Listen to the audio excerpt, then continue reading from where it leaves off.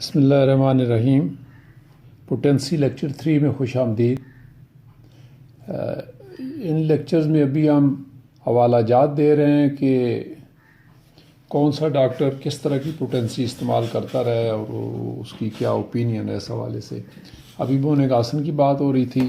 سی M Boger ہیں، C M Boger Cyrus Maxwell Boger, ان کا تعلق بھی امریکہ سے ہے، پنسلوانیا امریکہ سے ہے، اور ان کا زمانہ 1861 سے لے کر 1935 تک کا ہے۔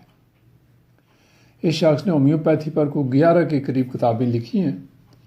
تو بونیگاسن نے اگرچہ ہائی پوٹینسی استعمال کی، لیکن ڈی ایم ایم کی واحد خوراک دینا ان کا مرغوب طریقہ کار تھا۔ ڈی ایم ایم بہت بڑی پوٹینسی ہوتی۔ اب ہم آ جاتے ہیں برنٹ پر۔ جیمز کمپٹن برنٹ، جے سی برنٹ کہتے ہیں جسے، ان کا تعلق برطانیہ سے اور ان کا زمانہ 1840 سے 1901 تک کا ہے۔ تو مشہور زمانہ نوزوڈ جو بیسیلینم ہے، یہ بھی برنٹ نے ہی متعارف کرایا تھا، اور برنٹ کی 20 سے زیادہ تصانیف موجود ہیں۔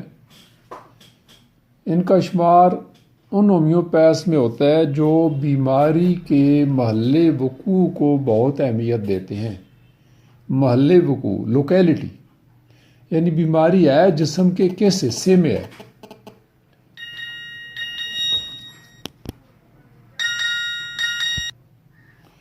اور یوں ان دواؤں کا خصوصی استعمال کراتے ہیں جو مذکورہ یا متاثرہ عضو پر اپنا خاص اثر رکھتی ہیں۔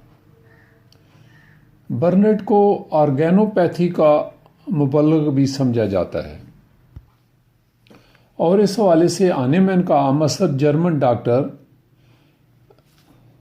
جس کا نام ہے گاٹفرائیڈ ریڈمچار، اور اس حوالے سے یہ برنٹ کا پیر و مرشد بھی ہے۔ یعنی گاٹفرائیڈ نے بیماریوں کو ان کی لوکیلٹی کے حساب سے زیادہ اہمیت دی، اور پھر اسی طرح اس کے نقش قدم پر چل کر جے سی برنٹ نے بھی لوکیلٹی کو زیادہ اہمیت دی ہے۔ اس طرح جے ایچ کلارک جو برطانیہ کا ہے اور برنٹ آپس میں دوست تھے اور بہت آپس میں ملتے رہتے تھے۔ جے ایچ کلارک نے اپنی کتاب ڈکشنری آف میٹیریا میڈیکا میں 140 بار برنٹ کا حوالہ دیا ہے۔ بیماری کو لوکیلٹی کے حوالے سے میں یہاں بونیگاسن کو کوٹ کروں گا۔ لکھتے ہیں، "The seat of the disease deserved to be more particularly emphasized as it frequently furnishes a characteristic symptom, since almost every medicine acts more and also more decidedly on certain particular parts of the living organism." یہ جناب علی کہنا ہے بونیگاسن کا۔ بونیگاسن کی ان باتوں کا ترجمہ کچھ یوں ہوگا کہ جسم انسانی میں بیماری کا مرکز یا مقام خصوصی اہمیت کا حامل ہے، کیونکہ یہ خصوصی علامات پیدا کرتا ہے، اور اسی طرح کم و بیش ہر دوا بعض خصوصی اعضاء پر خصوصی اثرات مرتب کرنے کے حوالے سے جانی پہچانی جاتی ہے۔ تو دوستو، برنٹ کے مطابق اگر شکایت لوکل یا عضویاتی ہو تو نچلی پوٹینسی، اور اگر مریض حساس ہو یا بیماری بہت دور اور گہرائی تک جا چکی ہو تو بھی نچلی پوٹینسی، اور اگر مریض کی لوکل علامات کے ساتھ جنرل علامات بھی ایک ہی دوا کی طرف اشارہ کریں تو میڈیم اور ہائی پوٹینسی بہتر رہتی ہے۔ برنٹ کہتا ہے کہ دوا کا انتخاب جتنا یقینی، پوٹینسی کا انتخاب اتنا اونچا۔ برنٹ کے مطابق عاد امراض میں پائی جانے والی شدت اونچی پوٹنسی کا تقاضا کرتی ہے۔ تو یہ تھا دوستو برنٹ کے حوالے سے پوٹنسی کا بیان۔ اس طرح ہم جے ایچ کلارک کے پاس آتے ہیں۔ جے ایچ کلارک کا جیسے میں نے کہا اس کا تعلق بھی برطانیہ سے ہے، اور انہوں نے کوئی 20 کے قریب چھوٹی بڑی کتابیں لکھی ہیں، جن میں سے 3 کتابیں بہت اہم ہیں اور ہر بندے کے پاس ہونی چاہیے۔ نمبر 1 ڈکشنری آف میٹیریا میڈیکا، یہ 3 جلدوں پر مشتمل ہے۔ اس پر کلارک نے بڑی محنت کی ہے۔ وہ کچھ لوگ جو کاشی رام پڑھتے ہیں اس میں ہم نے دیکھا ہے کہ کاشی رام نے بہت زیادہ کلارک کی نقل کی ہے، ڈکشنری آف میٹیریا میڈیکا کی نقل کی ہے اس نے۔ تو دوسری کتاب کلارک کی ہے کلینکل ریپرٹری، اور تیسری ہے پرسکرائبر فلاسفی کے حوالے سے بڑی زبردست کتاب ہے، اس کو ہمیں پڑھنا چاہیے۔ تو کلارک کے مطابق روزمرہ پریکٹس میں عاد امراض کے لیے لو پوٹنسی یعنی 1C سے 3C تک وہ ریکمینڈ کرتا ہے، اور مزمن امراض میں کرونک ڈیسیزز میں ہائی پوٹنسی کا انتخاب کلارک کے نزدیک بہتر رہتا ہے۔ کلارک نے بعض کیسوں میں CM پوٹنسی بھی استعمال کیا ہے، تاہم ایک بات جو میں بھی اکثر کہتا رہتا ہوں، کلارک نے کہا ہے کہ نو آموز کے لیے نچلی پوٹنسی استعمال کرنا بہتر رہتا ہے، اور ہائی پوٹنسی کے استعمال کے لیے ڈاکٹر کا سینئر اور تجربہ کار ہونا ضروری ہے۔ تو یہ تھے دوستو جے ایچ کلارک جن کی ہم نے بات کی۔ اب ہم اسٹیورٹ کلوز کی بات کرتے ہیں۔ ان کا زمانہ 1860 سے 1929 کا ہے۔ ان کا سوتیلا باپ ہومیوپیتھ تھا، جس کے سبب یہ بھی ہومیوپیتھی کی طرف مائل ہوئے، اور اسٹیورٹ کلوز کی کتاب دی جینیس آف ہومیوپیتھی نہایت عام تصنیف ہے، اور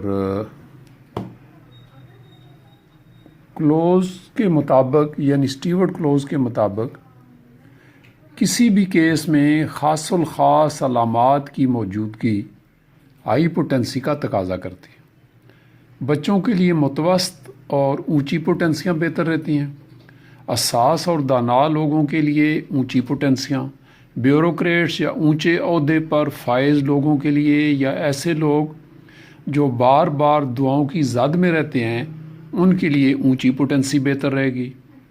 ایسے مریض جو لا علاج قرار دیے جا چکے ہوں یا حالت نزع میں ہوں، ان کے لیے سب سے نچلی پوٹنسیاں مدر ٹنکچر بھی استعمال کیا جاتا ہے۔ بہت سارے ہومیوپیتھک ڈاکٹر ایسے ہیں جنہیں اپنی پریکٹس کے دوران پوٹنسی کے انتخاب میں بہت مشکل پیش آتی۔ میں نے کئی ایسے معالجین کو دیکھا جنہوں نے ساری عمر ایک ہی پوٹنسی استعمال کی، اور میں نے بہت سارے ایسے مریض دیکھے جو خود اپنا علاج کرتے رہے اور 30 پوٹنسی استعمال کرتے رہے، اور بذام خیر یہ سمجھتے ہیں کہ چونکہ یہ درمیانی پوٹنسی ہے اس لیے ٹھیک رہے گی۔ دراصل ہومیوپیتھک اصول کے تحت کسی بھی کیس میں کسی بھی پوٹنسی کی ضرورت پڑ سکتی ہے، اور دعا کی مقدار اور دعا ہمیشہ مریض کی ضرورت کے مطابق منتخب کی جاتی ہے، یہ بات ہمیشہ یاد رکھنے کی ہے۔ اور اسٹیورٹ کلوز نے یہ بھی لکھا ہے کہ کسی بھی کیس کو محض 2-3 پوٹنسیوں کے استعمال سے ٹھیک کر لینا امکانہ خیال ہے۔ یہ ان لوگوں کا خیال ہے جو سست ہیں اور جو محنت سے جی چراتے ہیں، تو وہ سمجھتے ہیں کہ بس ٹھیک ہے 1, 2 یا 3 پوٹنسیاں چینج کر دیں گے تو کیس حل ہو۔ کوئی یعنی خاص طور پر یعنی یہ ہم کرونک کیسز کی بات کر رہے ہیں، تو وہاں پر لمبے چوڑے معاملات ہوتے ہیں، کئی پوٹنسیاں عدل بدل کر وقت کے مطابق چینج کرنی پڑتی ہیں، اور دعائیں بھی چینج کرنی پڑتی ہیں۔ یہ 3x پوٹینسی کے حوالے سے ایک بات آپ کو عرض کرتا چلوں کہ پیٹر مورل نے لکھا ہے کہ 1803 سے 1900 تک، یہ سمجھ لیں آلموسٹ 100 سال تک، برطانیہ میں 3x پوٹینسی کو سرکاری درجہ دیا گیا تھا، 3x پوٹینسی۔ اس طرح ایک فرینچ ہومیوپیتھ گزرا ہے، پال فرینکوس کیورے، اس کا زمانہ 1799 سے 1853 تک ہے، یعنی 1853 تک۔ تو پال کا تعلق فرانس سے ہے، انہوں نے لندن میں بھی پریکٹس کی ہے، اور ہومیوپیتھ بننے سے پہلے یہ بھی ایلوپیتھ تھے، اور آپ بھی ہانیمین کے شاگردوں میں سے ہیں۔ پال فرینکوس کا کہنا ہے کہ عاد امراض میں نچلی پوٹنسیاں جبکہ مزمن امراض میں اونچی پوٹنسیاں۔ یہ اپنے اپنے خیالات ہیں لوگوں کے، تو میں چاہ رہا ہوں کہ آپ سب ان کو سنتے رہیں اور نتیجہ اخذ کرتے رہیں۔ ولیم ڈینیل جنٹری ہے جس نے وہ جنٹری کنکارڈنس ریپرٹری جس کی ہے، میرے خیال میں 6 والیوم پر ہے جہاں تک مجھے یاد پڑتے۔ تو ان کا کہنا ہے کہ بخار میں اور ایپیڈیمک ڈیسیزز میں، یعنی وبائی امراض میں، متوسط اور نچلی پوٹنسیاں استعمال کی جائیں۔ تو دوستو یہ تھا ہمارا پوٹنسی لیکچر پارٹ 3۔